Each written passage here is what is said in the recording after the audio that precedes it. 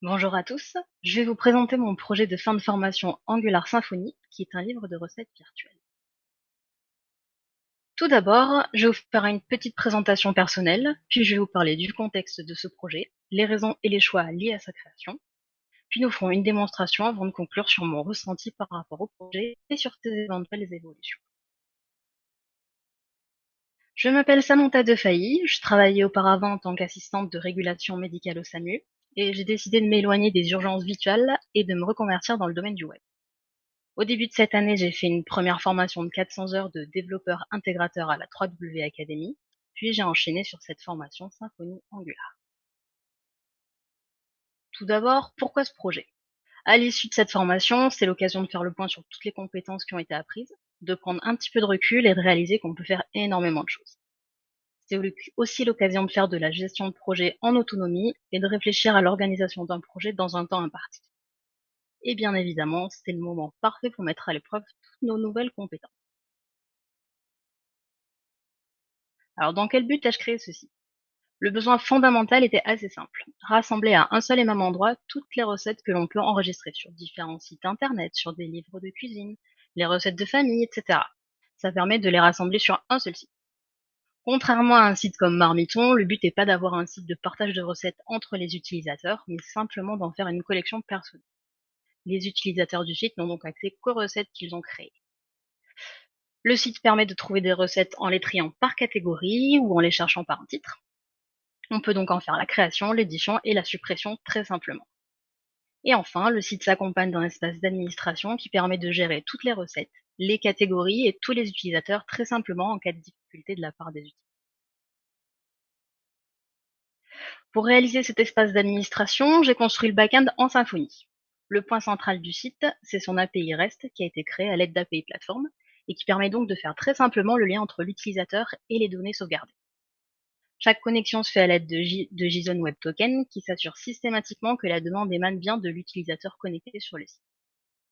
L'affichage du panneau d'administration se fait grâce à Twig et permet de réaliser toutes les opérations nécessaires.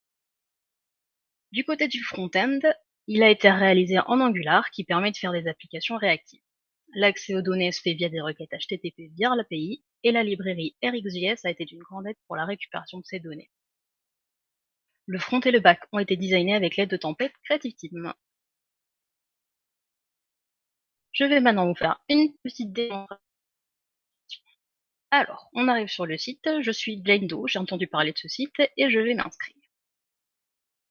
Alors, Jane Doe, en adresse, @gmail, une photo de profil et un mot de passe. Hop. Alors, effectivement, les temps de chargement risquent d'être un petit peu longs, c'est pas la faute d'Angular, c'est mon PC. Hop, voilà, mon inscription a bien été prise en compte et je peux désormais me connecter. Hop. Alors, il récupère donc les recettes de l'utilisateur. Pour l'instant, je n'en ai aucune, donc on va avoir simplement un petit texte nous disant que je n'ai pas encore de recette. Hop, et voilà. Je vais donc en créer une. On arrive donc sur un petit formulaire, les informations nécessaires pour ma petite recette. Alors le titre, on va faire une tarte tatin. Hop, on va dire que ça prend 10 minutes de préparation et 20 minutes de cuisson. Une description brève, une super recette. Tout cas, bon, je vais récupérer hop, une illustration pour ma recette. Tac. Alors j'ai mis un éditeur WYSIWYG pour pouvoir faire des petites listes. On va dire qu'il nous faut des pommes et du sucre. Matériel nécessaire: un moule à tarte, soyons fous. Et les étapes de la recette: couper des pommes et faire cuire. On fait la version rapide dans la catégorie sucré et dessert. Et on enregistre notre recette.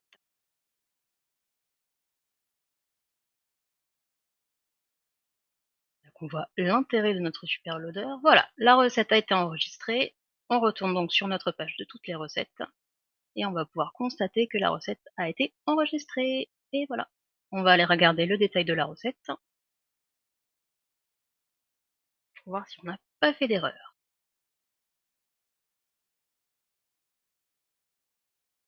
Hop, Et voilà, on retrouve tout ce qu'on a rentré. C'est là qu'on a aussi la possibilité d'éditer ou de supprimer une recette, de retourner recette ou d'en ajouter une nouvelle ici. On va aller se connecter avec un utilisateur qui a un petit peu plus de recettes pour voir ce que ça donne. Hop, hop, connecte.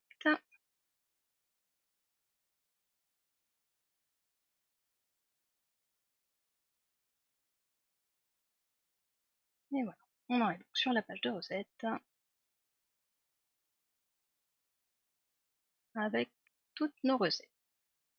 On va prendre une pagination, hop, les pages, et on peut également faire une recherche par titre de recette. Par exemple, tarte tatin, et voilà, j'en ai qu'une qui ressort. J'ai aussi une page avec des catégories de recettes, histoire de faire un petit tri et de choisir la recette que l'on veut. On va prendre par exemple la catégorie sucrée.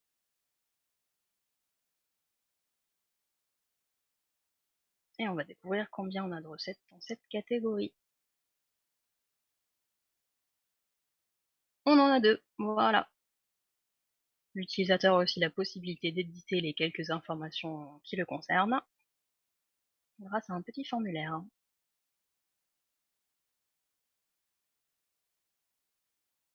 Et voilà.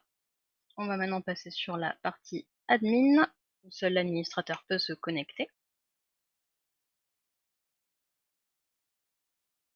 Là où on peut donc éditer toutes les recettes, toutes les catégories et tous les utilisateurs.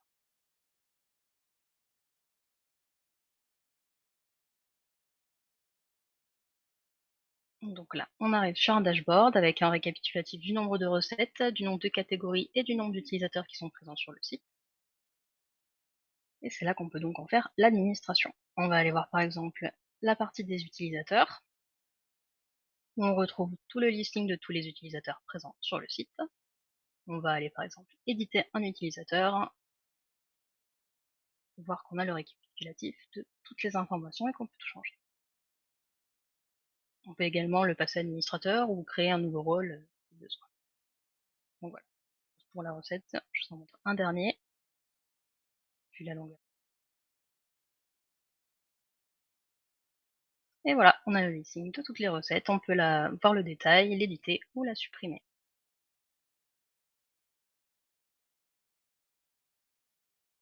Alors bien évidemment, il y a eu quelques difficultés pendant la réalisation du projet.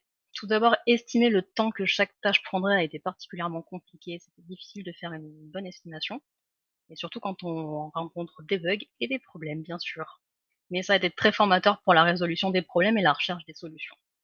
Le design aussi a été un petit peu compliqué. Par exemple, l'éditeur de texte que j'ai utilisé, le Kolkov Angular Editor, s'est montré particulièrement coriace pour l'édition du style, donc ça m'a fait perdre beaucoup. Mais c'était représentatif de n'importe quel projet, les choses se passent rarement comme prévu et on fait toujours face à des problèmes, mais à force d'en rencontrer, on sait comment les résoudre. Le projet, quant à lui, pourrait faire l'objet d'améliorations. Si on quitte le cadre d'un site personnel, si on ouvre les recettes à d'autres membres du site, on peut inclure des fonctionnalités comme des groupes d'utilisateurs avec lesquels on pourrait partager certaines recettes, mettre des catégories personnalisées, des commentaires sur les recettes des autres utilisateurs, une modération, on peut faire plein d'améliorations. Pourquoi pas même une recherche des recettes par les ingrédients pour chercher un peu d'inspiration en fonction de ce qu'on a dans la cuisine. En conclusion, j'ai acquis énormément de connaissances au cours de cette formation, que ce soit du côté de Symfony, avec la création d'API, la gestion des authentifications, des autorisations, les JWT tokens, Doctrine pour la base de données, les configurations de formulaires, puis pareil du côté d'Angular, que ce soit la gestion des tokens de connexion avec les intersécuteurs, les gardes pour sécuriser les routes, la gestion des requêtes, RxJS, les formulaires réactifs, tout ça est bien sûr une liste non exhaustive. Ça a été l'occasion de gérer un projet sur un laps de temps court, une dizaine de jours, et d'apprendre comment gérer son temps et comment résoudre les problèmes en autonomie. En tout cas, je me suis régalée pendant cette formation et je voulais remercier Lior pour sa bienveillance et sa patience pendant toute cette formation.